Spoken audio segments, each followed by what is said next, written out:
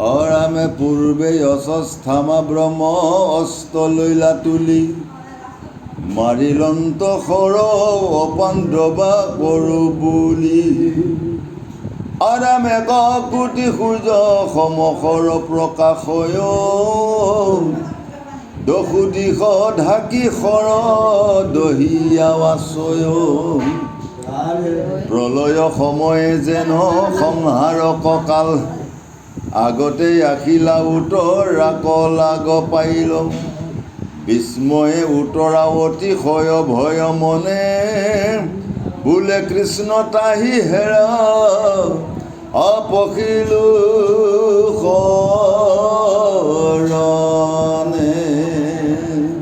যেতিয়া উত্তৰা গৰ্ভত গৰ্ভাৱতী হৈ আছিলে তেতিয়া অস্বস্থমাই ভাবিছিলে কি ব্ৰহ্ম অস্ত্ৰ মাৰি গোটেই সন্তানক একেবাৰে ধ্বংস কৰি দিওঁ, নিপাত কৰি দিওঁ। তাৰমানে সেই সন্তানক মাৰিব পাৰিলেই তাৰমানে পাণ্ডৱ মানে একেবাৰে কোনো সতি সন্তান নাইকিয়া হৈ যাব আৰু এনেকুৱা বুলি পেলাই অস্বস্থমাই শৰ মাৰি পঠাইছিলে। এনেকুৱা শৰ কোটি সূৰ্য সম প্ৰকাশ হয় এপাত শৰ ব্ৰহ্মাস্ত্ৰ।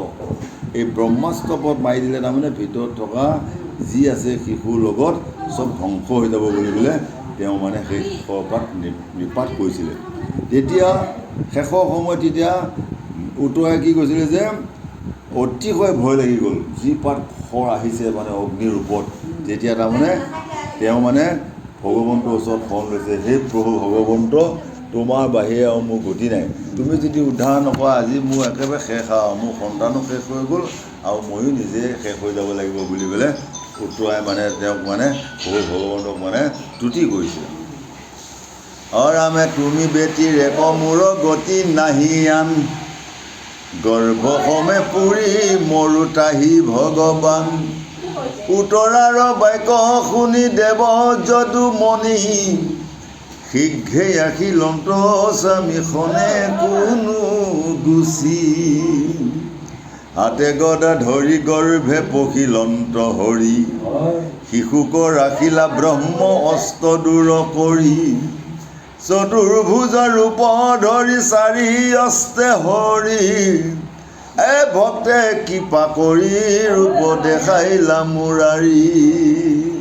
যেতিয়া সেই অস্ত্ৰপাত দেখিলে তেতিয়া দ্ৰৌপদীয়ে মানে একে প্ৰভু ভগৱন্তক মানে তুতি কৰি আছে, গৰ্ভসমে পুৰি মৰো ত্ৰাহি ভগৱান তুমি দয়া কৰা বুলি তেওঁ কাতৰ প্ৰাৰ্থনা কৰিছে। উত্তৰৰ বাক্য শুনি প্ৰভু ভগৱন্তই মানে কি কৰিলে, তেওঁ য'তেই নাথাকক ক'ৰ পৰা একেবাৰে দৌৰি আহি মানে এই উত্তৰাসমৰ ওচৰত পাই গ'ল। তেওঁ কি কৰিলে, হাতে গদা ধৰি গৰ্ভে পখিলন্ত হৰি শিশুক ৰাখিলে ব্ৰহ্ম অস্ত্ৰ দূৰ কৰি তেওঁ হাতত গদা লৈ তেওঁ মানে এটা বায়ু ৰূপে তেওঁ মানে একে গৰ্ভত প্ৰৱেশ কৰিলে। গৰ্ভত প্ৰৱেশ কৰি সেই অস্ত্ৰপাত নিপাত কৰিছে। এতিয়া অস্ত্ৰপাত মাৰিলেই নহয়, সেই অস্ত্ৰপাত কাটি আছে, কাটি ভক্তে কৃপা কৰি ৰূপ দেখাইলে মুৰাৰী প্ৰভু ভগৱন্তক তেওঁ মানে তেওঁ নিজৰ শক্তি দ্বাৰাই সেই শিশুটিক উদ্ধাৰ কৰিছে। ৰাম কৃষ্ণক দেখিলা শিশু গৰ্ভ ভিতৰত কৃষ্ণ দৰ্শনে ৰূপ কহিলা মনত উপজীয়া ৰূপ পৰীক্ষিক বিপৰীত পৰীক্ষা কৰয় দেখি নাম পৰীক্ষিত। সেই শিশুটোৰ নাম হ'ল পৰীক্ষিত আৰু সেই শিশুটিয়ে প্ৰভু ভগৱন্তৰ ৰূপটো গৰ্ভতে দেখি আহিছিলে। হয়, সেইকাৰণে তেওঁ পৰীক্ষাত উত্তীৰ্ণ হোৱাৰ কাৰণে তেওঁ এটা নাম পৰীক্ষিত। সেইকাৰণে প্ৰভু ভগৱন্তই যাক ভাল পায় তাক ভকতেও ভাল পায় আৰু ভগৱন্তই যাক উদ্ধাৰ কৰিব তেওঁক বেলেগে উদ্ধাৰ কৰিবলগীয়া নাই।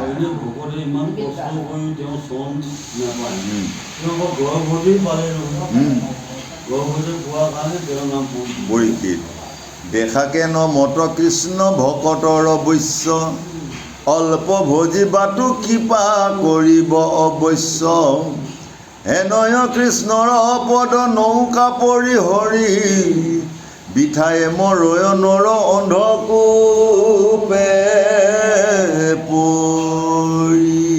দেখিছে, যাক কৃষ্ণই ভাল পায় তেওঁক ভকতেও ভাল পায় আৰু যাক কৃষ্ণই ভাল পায় তেওঁক উদ্ধাৰ কৰিব। গতিকে অল্প ভজিবাটো অল্পমতে কমকৈও যদি কোনোবাই ভজনা যদি একমতে কৰিব পাৰে প্ৰভু ভগৱন্তই তেওঁক কৃপা কৰিব।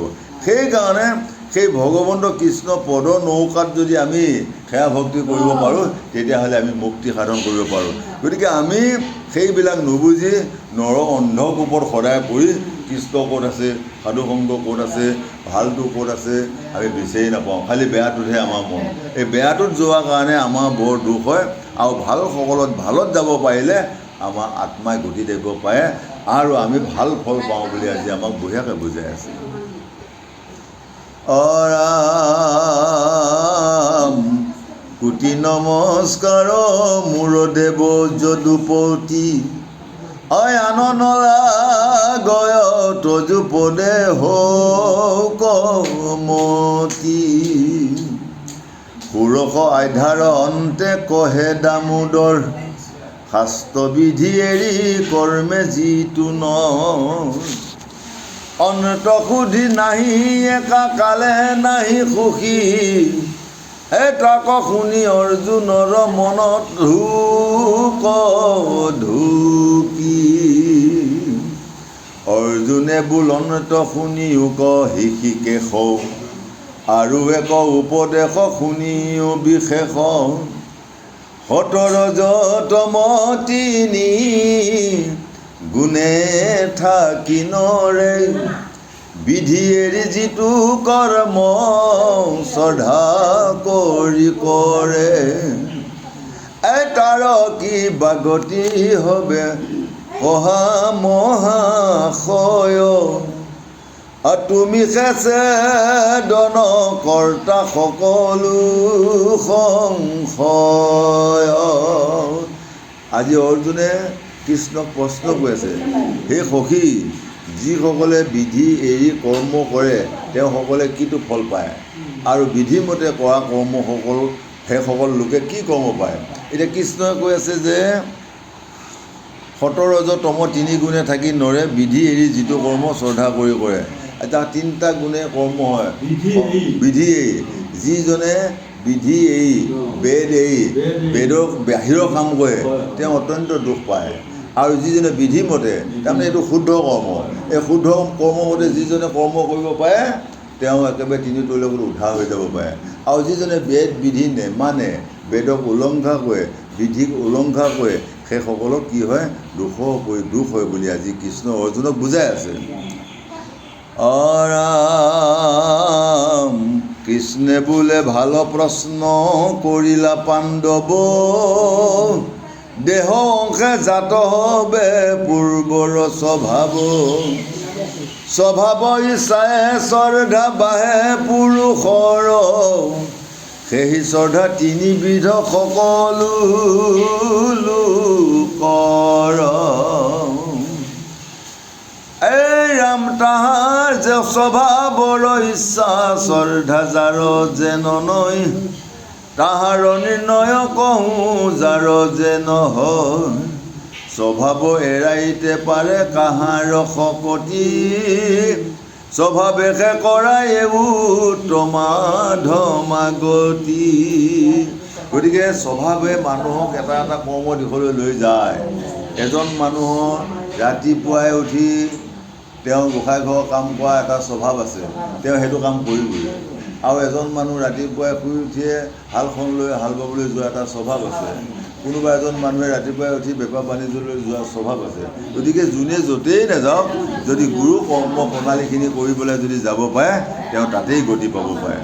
হয়, ৰাম দৈৱ ৰসে যদি সাধুৰ সংগ পায়, যেবে নিশ্চে জানিবা স্বভাৱে দূৰে যায়, স্বভাৱে সকলো মূল কৰ্মৰ বিকাৰ, 3 গুণ শ্ৰদ্ধা কহো শুনা যে যাৰ, বেদশাস্ত্ৰৰো যিবা জনে জানে তত্ত্ব, শ্ৰদ্ধাযুক্তে কৰ্ম কৰে অপি ঈশ্বৰত, উত্তম সাত্বিক শ্ৰদ্ধা ইয়াক বোলৈ, সামান্যতি বিধ শ্ৰদ্ধা তাৰো কহো ন। যিজনে বেদৰ কথা জানে, শাস্ত্ৰ কথা জানে, যিজনে জানি বুজি শ্ৰদ্ধাভাৱে ঈশ্বৰত অৰ্পি কৰ্ম কৰে সেইটোকে কৈছে সাত্বিক শ্ৰদ্ধা। আজি এই কৰ্মভাগ কৰিবলৈ মেধিয়ে হওক পাঠেকে হওক যদি শুদ্ধ মনে ঈশ্বৰক অৰ্পি বুলি যদি কৰ্মভাগ কৰিব পাৰিছে সেইটোকে কৈ আছে সাত্বিক শ্ৰদ্ধা, সাত্বিক কৰ্ম। গতিকে এই সাত্বিক কৰ্মত প্ৰভু ভগৱন্তই তাৰ ফল তেওঁ নিজে বিতৰণ কৰিব। আমি কৰ্ম এটা কৰিবলৈ তাৰ ফল বিচাৰি পেলাই আমাৰ কোনো প্ৰয়োজন নাই। আমি খালি কৰ্ম কৰাহে যোগ্য। আজি কৰ্মটো কৰাহে কাম। আজি কৰ্মটো কৰাৰ পিছত ইয়াৰ পৰা কি পাপ আহে, কিবা পুণ্য আহে, কিবা ফল আহে, কিবা লাভ আহে, সেইটো তেওঁ অৰ্পণ কৰিব। হয়, সেইকাৰণে গৃহে গৃহেও যোনে যিমান কৰ্ম নকৰক তাৰ ফলদাতা হ'ল এক প্ৰভু ভগৱন্ত। ভগৱন্তৰ বাহিৰে কাৰো গতি নাই বুলি আমাক বুজাই আছে। নহ'বই কোনে কি ভাবি কি কৰি আছে কোনো নাজানে, কিন্তু একদম ফাৰ্ষ্ট চিত্ৰ গুপ্তক দিছে যে ভাই কোনে কি কৰিছে তই লিখি থাক। সৰস্বতীক কৈছে যে ভাই তই লগত যোগান থাক। সেইকাৰণে আমি ক'বা নাই, তাৰমানে ভাই নিজৰ ভাগে নিজে তাৰমানে কৰ্ম কৰি যোৱা। গীতাত আছে আকাশত পক্ষী যতলৈ যায় মই পদ কৰিব শক্তি অনুসায়। তাৰমানে গৃহমতে এইটো যোনে যোনটো কৰ্মতে লিপ্ত আছে সেইমতে তেওঁ মানে দিয়ে। অৰামে শাস্ত্ৰ এৰি কৰ্ম কৰে মাত্ৰ লোকাচাৰ, সেহি কৰ্ম হুৱে শ্ৰদ্ধা ত্ৰিবিধ প্ৰকাৰ। 17 তম 3 গুণ নিৰন্তৰ, গুণ ইচ্ছা শ্ৰদ্ধা যে ত্ৰিবিধ পুৰুষৰ। শাস্ত্ৰ এৰি পেলাই যদি মই কিছুমান বেয়া কাম কৰি থাকোঁ, যিটো কৰ্ম শাস্ত্ৰত নাই সেইটোকে কৈছে বেয়া কাম, হয়নে? ভাল কামবিলাকত ভাল কথা ভাল গুণ জ্ঞানবিলাকত শাস্ত্ৰত আছে, আৰু শাস্ত্ৰত নোহোৱাবিলাকৰ হ'ল বেয়া কাম। গতিকে সেই বেয়া কাম যদি শাস্ত্ৰ বিধি বাহিৰত থকা কৰ্মবিলাক যদি মই কৰি যাওঁ, মই কৰি থকা কৰ্মখিনি যদি মোৰ ল'ৰা ছোৱালীয়ে দেখা পায় সিহঁতে সেইটোকে কৰ্ম কৰিব। এতিয়া কৰি পেলাই কি হ'ল, সিহঁতে জনম বিফলে যাব। আজি মই যদি ল'ৰাটোৰ আগত ল'ৰা ছোৱালীৰ আগত যদি মতা গিৰিয়েক ঘৈণীয়েকে যদি খুব টঙনীয়া কাজিয়া কৰি থাকে, সেই ল'ৰা ছোৱালীক টিউশ্যন কৰি থকা হ'ল, সেই ল'ৰা ছোৱালীও সদায় কাজিয়াই কৰি থাকিব। যদি ল'ৰা ছোৱালীৰ আগত যদি ঈশ্বৰ কৰ্ম কৰি যদি সদায় ভক্তিৰ কথা পাতি থকা যায় তেতিয়া সিহঁতেও ভক্তি পোৱাই নহ'ব। সেইকাৰণে 11 মানুহত এটা ভাটৌ পুহিছিলে, সেই ভাটৌটোৰ ঘৰত 11 মানুহ যোৱাৰ লগে লগে কৈছে হেই ধৰ ধৰ মাৰ মাৰ ধৰ ধৰ মাৰ মাৰ। ইয়াকে আমাক বুজাইছে যে তেওঁলোকৰ ঘৰখনত সদায় ধৰ ধৰ মাৰ মাৰ কাজিয়া। আৰু এখন গৃহত আকৌ ভাটৌ এটা পুহিছে, একে ভাটৌ এজন ভকত যোৱাৰ লগে লগে আহক বহক কৃষ্ণ ক'ৰ পৰা আহিলে, কি ধুনীয়াকৈ ভাটৌটো কৈ আছে। তাৰমানে তেওঁলোকৰ গৃহখন তেনেকুৱা পৰিৱেশত চলি আছে। তেনেকুৱা এটা শব্দ আমাৰ সমাজতে হৈ গুচি গ'ল, কিন্তু সমাজৰ এইটো মনত আছেনে নাই, কিন্তু মোৰ মনত আছে। যেনেকৈ চিয়াহঁতৰ ঘৰ কথা, চিয়াহঁতৰ ঘৰ একে নতুৱা গাঁৱৰ পৰা আহি হ'লেও সিহঁতৰ তাত ভাগৰ জীয়াহে যায়, কিন্তু তাৰ আকৌ ব্যৱহাৰ আছিলে কি, এই ধনটো মাৰো ইয়াক পোতা এই বাবু দেও ইয়াৰ হলঙা পাত নাই, এই তেনেকৈ তাৰমানে ভাই ব্যৱহাৰ। সেইকাৰণে কৈছে ৰজু গুণে শ্ৰদ্ধা জাকৰ ৰাক্ষকক পূজে, শতগুণে শ্ৰদ্ধা কৰি দেৱতাক যজে, পাখণ্ডৰ সংগ লৈ তদাচাৰ কৰে, তমু গুণে থাকি ভূত পেট পুজি মৰে। এতিয়া 3 গুণ 3টা গুণে পূজা হৈ আছে। এতিয়া শতগুণে কি হয়, দেৱতাক পূজে, হয় দেৱসকলক পূজা হয়, আৰু ৰজুগুণে ৰাক্ষসক পূজা হয়, তমু গুণে ভূত প্ৰেতবিলাকক পূজা হয়। এতিয়া আমি কোনটো পুজিব লাগিব? এতিয়া আমি শতগুণে পুজিব লাগিব। শতগুণে পুজিলে ঈশ্বৰৰ কৰ্ম পূজা হয়। এইটো হ'ল সৎ ৰজ তম 3টা গুণ। গতিকে সৎ ৰজগত 2টা বস্তু আমি বাদ দি শতগুণে যদি আমি যদি ভগৱানক পূজা কৰিব পাৰোঁ, ভগৱানক যদি সেৱা কৰিব পাৰোঁ, সেই ভক্তিহে আমাক জীৱন ধাৰণ কৰিব পাৰিব। ৰজতম এৰিব লাগিব। গতিকে ৰজতমত আমি ৰাক্ষস আৰু ভূত প্ৰেত সকলকহে পূজা কৰা হয় বুলি আজি ধুনীয়াকৈ কৃষ্ণ অৰ্জুনক বুজাই আছে। হয়, বেদশাস্ত্ৰ এৰিয়া অধিক কৰ্ম কৰে, যেন 2 চকু অন্ধ দেশান্তৰে ফুৰে, ঘূৰত পইচা কৰি ক্লেশ কৰি প্ৰাণ, মিছাই উপবাস কৰি ক্লেশ কৰি প্ৰাণ। এতিয়া আপোনাৰ যদি মই ভক্তিখন কৰিবলৈ যাওঁতে মোৰ চকুকেইটা যদি থিৰ নহয়, মোৰ মনটো যদি থিৰ নহয়, মই যদি সেৱা ভাগ কৰোঁতে যদি চকু কিবা পিলিং পালাং কৰি থাকে, গোঁসাই ঘৰ সোমাবলৈ যদি মনটো পিলিং পালাং কৰি থাকে, তেতিয়াহ'লে সেইটো পূজাই কাম নহ'ব বুলি কৈছে। গতিকে আমি যিখিনি সময় পাৰোঁ, আধা মিনিট 1 মিনিট গোঁসাই ঘৰত সোমাইছোঁ, এইখিনিতে এক মন হৈ যদি আমি প্ৰভু ভগৱন্তৰ কৰ্মখিনি কৰিব পাৰোঁ, তেতিয়াহ'লে তেওঁ সন্তুষ্ট হৈ যাব। তাকে বুজাই আছোঁ। এই আত্মা ৰূপে শৰীৰত আছোঁ সুখবাৰে, মোহক অৱজ্ঞা কৰে দুষ্ট দুৰাচাৰে, কামৰাগে যুক্ত হোৱা দম্ভ অহংকাৰ, এই আখুৰি স্বভাৱ সখী জানিবা তাহাৰ। প্ৰভু ভগৱন্তৰ সকলোৱে আত্মাৰূপে বিৰাজমান হৈ আছে। এতিয়া তেওঁ নাই বুলি পেলাই আমি কি কওঁ, ফাঁকি দি আছোঁ। তই ভাত খাই আহিলি না, তই খাই আহিছ, কিন্তু আহি পেলাই এটা কৈছে নাই খোৱা, কিন্তু আত্মাৰামে চাই আছে। তেওঁ সাক্ষী দি আছে, সেই এইটো দুষ্ট পাখণ্ডমতি, সি মাছে ভাতে খাই আহি এতিয়া আৰু শাস্ত্ৰত আছে, এতিয়া কিবা খাই আহিলে নে গোসাঁই? নাই, একো খাই অহা নাই, কিন্তু আত্মাৰামে সদায় তোমাক চাই আছে। তোমাৰ লগত, তেওঁৰ লগত, মোৰ লগত, সকলোৰে লগত আত্মাৰ ৰূপে ৰখি আছে। মই কি খাই আহিছোঁ, মই সমাজত আহি সাক্ষী দিলেও সেই আত্মা ৰামেশ্বৰে তোমাক এদিন সঁচা কথা ক'ব, তুমি এনেকুৱা খাদ্য ভক্ষণ কৰি আহি তুমি পাঠ পঢ়িছা, মেধি কৰিছা, অমুক কৰিছা, তুমি নাই বুলি কৈ আছা, হয়? সেইটো প্ৰমাণ ওলাই যাব। গতিকে সেইকাৰণে কাকো মিছা কথা কোৱা আমাৰ কোনো প্ৰয়োজন নাই।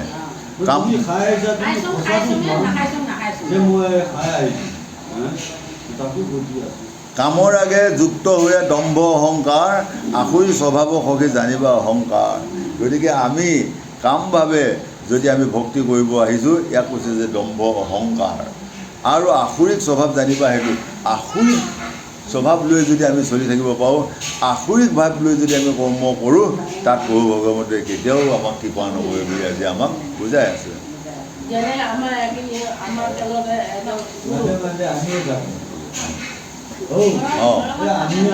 খাই থাকা। ৰামে 3 গুণ আহাৰ যাহাৰ যেন মত, গুণ ইচ্ছা প্ৰীতি হৈ অন্ন ব্যঞ্জনত, আয়ু বল আৰোগ্য যে সত্ৰ সুধাময়, শত গুণ ভোজনত এতে কবা হয়। ইয়াতে আকৌ 3 প্ৰকাৰ আহাৰ দিছে, শতগুণী আহাৰ, ৰজগুণী আহাৰ, তমোগুণী আহাৰ। শতগুণী আহাৰ কি হয়?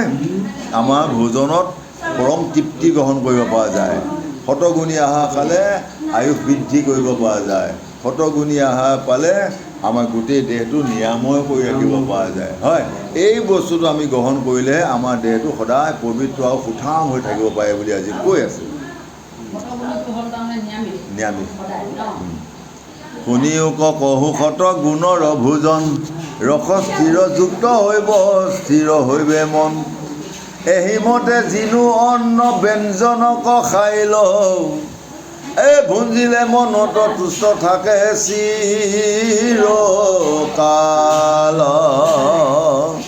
শতগুণী আহাৰটো খালে আমাৰ ৰসটো শতগুণী হয়, মন স্থিৰ হয়, আৰু শতগুণী আহাৰৰ দ্বাৰা যিটো ৰস স্থিতি হৈ যেতিয়া এটা কৰ্ম কৰা যায়, তেতিয়াহ'লে সকলো সফল হয়। আৰু আসুৰিক দ্ৰব্য খাই পেলাই যেতিয়া সেই ৰসটো স্থিতি হয়, মোৰ তেজটো যেতিয়া স্থিতি হয়, সেই আসুৰিক দ্ৰব্য খোৱাৰ কাৰণে মোৰ সংৰাগ অহংকাৰ দম্ভবিলাক বাঢ়ি যায়। এজন মগু দালি বইল কৰি থকা মানুহৰ ওচৰত যাওক, তেওঁ কেনেকুৱা ভাষ্য, আৰু এজন সদায় মাছ মাংস ৰাগিয়াল দিনে দুপৰীয়া খাই থকাজনৰ ওচৰত যাওক, গতিকে তাক তেনেকুৱা ব্যৱহাৰ। সেইকাৰণে আমি সদায় পাৰিলে এই শতগুণী আহাৰ খাই আমাৰ দেহাটো পবিত্ৰ কৰি ৰখাটো আমাৰ পৰম কৰ্তব্য বুলি কৈ আছে। হয়। এতিয়া নৰক 120 বছৰ দিছে, কিন্তু আহাৰ যদি বিচাৰ কৰি চলে, তেতিয়াহ'লে আৰু 10 বছৰ তেওঁ বেছিকৈ যাব পাৰিব। তেওঁ 10 বছৰ বেছিকৈ যাব। যদি আহাৰ বিচাৰ নকৰে, তেতিয়াহ'লে 100 ভিতৰত 50 তেওঁ তাৰমানে ৰাতি দিন টোপনি নাই, শান্তি নাই। একেই বস্তুটো অৰামে ৰজুগুণ আহাৰ শুনা কহু তত্ত্ৰ তণ্ডু লোকৰন্ধ তাৰ অন্ন বহু তপ্ত জ্বলা তিতা আচাদত সদা ৰতি তাৰ তৈল পাক বাট ন অধিক হৈব সাৰ দেখিছে এইটো ৰজুগুণ অঁ জ্বলা তিতা অনেক ৰকমৰ মুখৰ স্বাদৰ কাৰণে এইটো তাৰমানে তাত বায়ে ব্যঞ্জন দি পেলাই বনোৱা হ'ল অঁ তিতাটো তোমাৰ ইফালে মহাপতা অসমীয়া মহাপতা ভাত তাত সাৰ দি পেলাই গেলা মাছ দি দিছি বছ একদম মানে ভিতৰত যায় কি হৈছে গোটেই ভাণ্ডাৰটো গেলা গেলা গোন্ধাই আছে শাস্তি পাই গ'ল তেওঁ নাথাকে আৰু তেওঁ তাত নাথাকে তাকো আকৌ তৰকাৰীটো বনালে উতলতে গেলা মাছকেইটা পেলাই দিলা মই উতলিলাম মুখত বঢ়িয়া লাগিব আগৰ দিনত ভকতবিলাকে তেনেকৈয়ে বনায় নাভাজে নহয়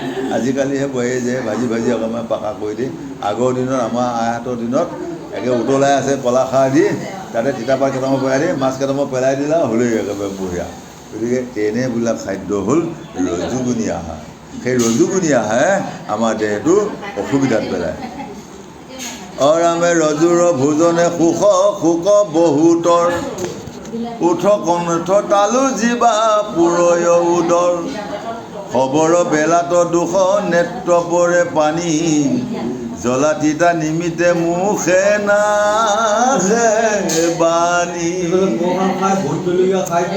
একেবাৰে চকুৰিও পানী নাকদিও পানী তেওঁ এতিয়া জিভা চাহটো এৰিব নোৱাৰে সদায় এতিয়া পপোৱা জলকীয়া অকণমান নহ'লে আমাৰ খাদ্যটো নাযায় গতিকে আমি লাহে লাহে এইবিলাক জ্বলা তিতা কেঁহা বাদ দি গৰম গৰম আহাৰ খাবলৈ শিকক গৰম গৰম আহাৰ ভাল আহাৰ খাওক তেতিয়াহ'লে দেহাটো বঢ়িয়া হৈ থাকিব পাৰিব জল অম্লে থাকি বায়ু বাঢ়ে পুৰুষৰ তথাপিতো তাকে লাগি লোভে মৰে নৰ বাকী পশু শীত আৰু কৰকৰা ভাত তমুগুণী নৰ ৰব অধিক প্ৰীতি তাত যে তমুগুণী আহাৰ বস্তুটো মিলাই দিছে যে আজি ৰাতি প্ৰসাদটো বনাই গৰমে গৰমে পানী দি কালিলৈ একদম টেঙা হৈ আছে ক'লা জলকীয়া এটা পিটিকি লৈ মাছৰ পাতত দিয়া লৈ খোৱাটো একদম মজা